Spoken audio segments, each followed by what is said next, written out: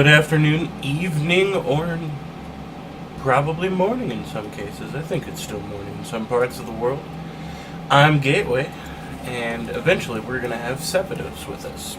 But first, I want to talk about an important piece of the news before we do any of this Diablo jazz, because this is kind of important. It was revealed in the news just yesterday, if I'm not mistaken, that The Witcher 3 Wild Hunt is being delayed until next year. A lot of people are upset about that, and it makes my head kind of want to explode, because I really can't fathom why. And here's the thing of why that is.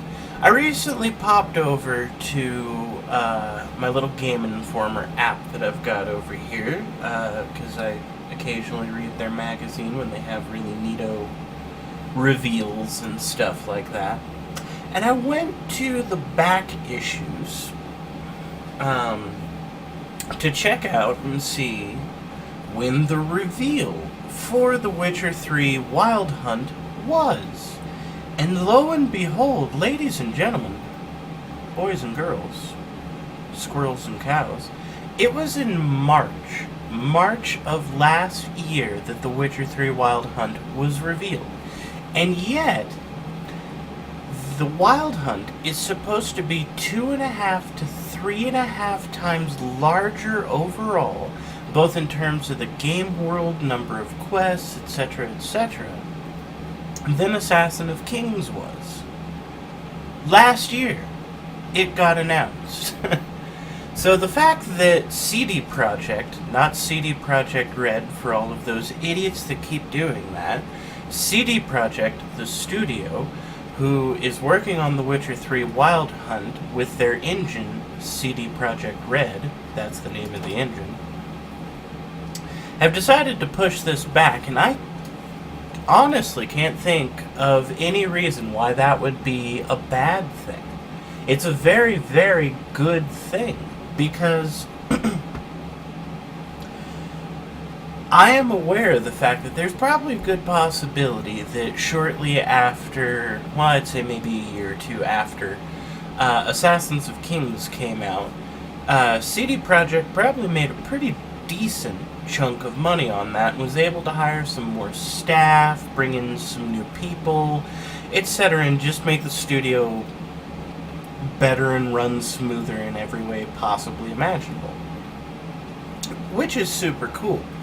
However, I don't feel like at any particular point whatsoever they were able to hire enough people, which, again, let's bring this into our little, game developer heads here, guys, to make a game 2.5 to 3.5 times larger in a 2 to 3 year period than the game it took them 5 years to make the last time around. There's no way. We're talking about having to have hired 1,300 people to come into the studio and work and to actually make that even partially feasible.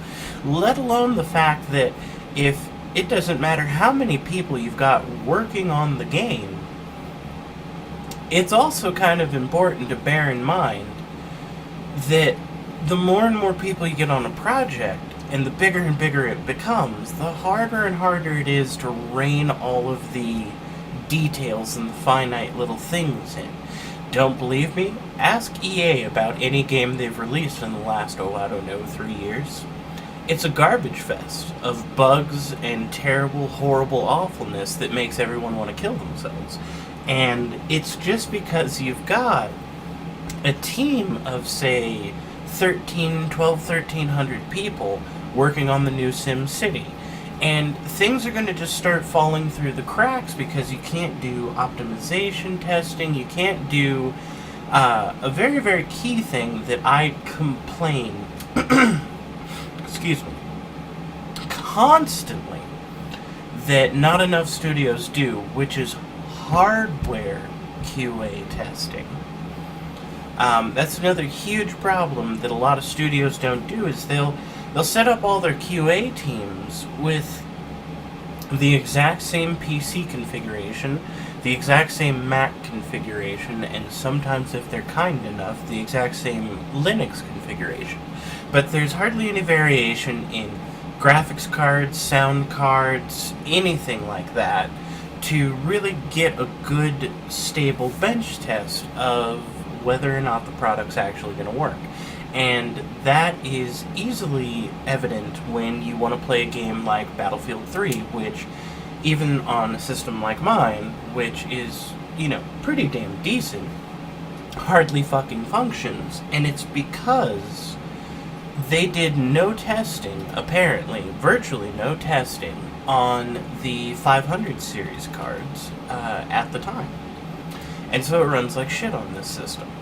And it's that kind of thing that it bogs down a project and makes it terrible. And you've even got small minor details of things like, well, what if somebody has, say, 4 or 5 months ago's old audio drivers from, Realtek or something like that, and they're using an integrated thing, or they're actually using a dedicated sound card. What do we do then? What happens then? Because that, again, can make or break a game on a system ranging in just a huge variety in terms of its horsepower and things like that. So, stop your whining, stop your complaining. If you want to keep bitching and pissing and moaning about it, I know a fire that you can jump into that would just love to meet you, because that game got announced a year ago, and I literally do not care if they've been working on it since a week after they released Assassin of Kings on the final platform. I don't care. It's not enough time to work on that game and do things with that game, despite CD Projekt Red, that's the engine, not the studio, remember, being released to the fans and everyone being able to mod and do things like that. And I'm sure they've been sending a lot of fantastic feedback back to CD Projekt, the studio. Then it's still not going to be anywhere near enough or big enough in scope and they're not going to have enough feedback to make The Witcher a feasible thing. It's not going to happen, guys, and you need to get over it, because it's a very, very good thing that it's been delayed, and I hope that CD Projekt has some time to work on the game and make it better, make it cooler, etc., etc., etc., because it is, it's a small studio, and they don't have a lot of people, a lot of time, or a lot of leeway, one way or the other, towards being able to work on some of this content. It's not feasible. So, again, it's a super good thing, and I really, really, really hope that everyone stops complaining about it, because they need that game to be a success. It's going to be funding Cyberpunk 2099, which is a huge game I am outrageously excited for still. Or 2077. 2099? I can't remember off the top of my head right now. I'm a terrible person, but that's okay. It needs to fund that game, and it needs to fund the studio and keep the studio going. And when you bear in mind that there are so very few titles that CD Projekt is making money off of, and there is most certainly no particular money that CD Projekt is making off of releasing their engine, CD Projekt Red, out to the community and things like that, they need the Wild Hunt to be a success, and it can't be a buggy mess, and it can't be an ugly bad thing. It needs to function on a lot of systems, it needs to look pretty, it needs to run great, and it needs to have the level of depth and quality that they are known for when it comes to the Witcher series. So please remember that, please bear that in mind, and please, please, please stop fucking complaining about it, because it's a good thing. Now, we'll be back in a couple of minutes. I just wanted to do that news update for you because it was important. So we'll be back soon, and we're going to do some Paragon levels here in Diablo, and then we might hit up Hearthstone to see if we already have that mount or if we need to do some sort of a quest to get the mount. So, check back with you.